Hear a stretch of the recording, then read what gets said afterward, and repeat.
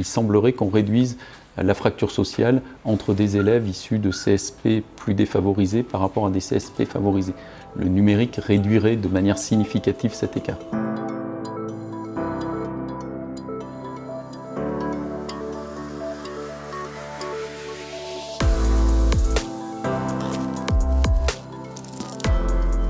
Début des années 2000, on avait les premiers outils numériques qui étaient en train d'apparaître et j'ai eu la conviction qu'avec ces outils, on allait pouvoir individualiser le travail des élèves et répondre aux problèmes d'hétérogénéité dans la classe et aussi amener des outils beaucoup plus attractifs pour les élèves et beaucoup plus motivants. On voit que petit à petit, les enseignants utilisent ces outils numériques en plus de leurs outils classiques. L'enseignant devient une sorte de coach vis-à-vis des élèves pour les accompagner dans leurs apprentissages, rendre les élèves plus autonomes.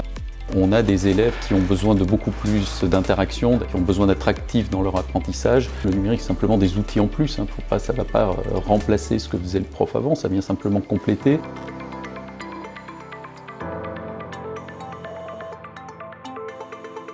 Le ministère a financé notre plateforme Tactiléo, donc met à disposition ses contenus et cet outil de création de contenu. Et après, le professeur peut ou ne pas utiliser notre outil. On respecte sa liberté pédagogique et c'est lui qui décide ce qui va se faire dans sa classe. On s'est aperçu que depuis qu'ils avaient la tablette, les élèves avaient une façon de fonctionner un peu différente. Ça avait quelque chose d'un peu attractif et on a pu du coup changer un peu, nous, notre façon d'appréhender les choses en apportant plus de mouvement que dans un cadre un peu formel. À Tactiléo, je me suis lancée depuis le confinement. C'est quelque chose qui nous a été proposé dès qu'on nous a annoncé que l'école allait fermer. J'ai décidé du coup de l'inclure dans mon cours cette année, ce qui n'était pas le cas l'année dernière.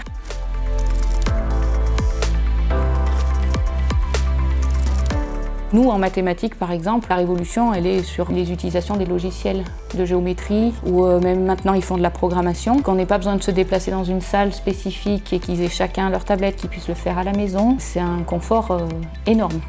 Enfin, on leur apprend à allumer une tablette, à ouvrir une messagerie, on leur apprend à télécharger un document, on leur apprend, ils ont une séance rien que pour ça. Et nous, après en classe, c'est très confortable.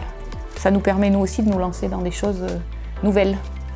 Cet outil, en fait, je ne sais pas pourquoi, ils ont un livre papier, ils l'ont sur leur tablette et ils vont préférer l'ouvrir sur la tablette, alors que c'est exactement le même exercice, la même page. Ils aiment bien avoir cet outil qui leur semble être un peu plus proche d'eux. C'est une génération qui vit avec ça.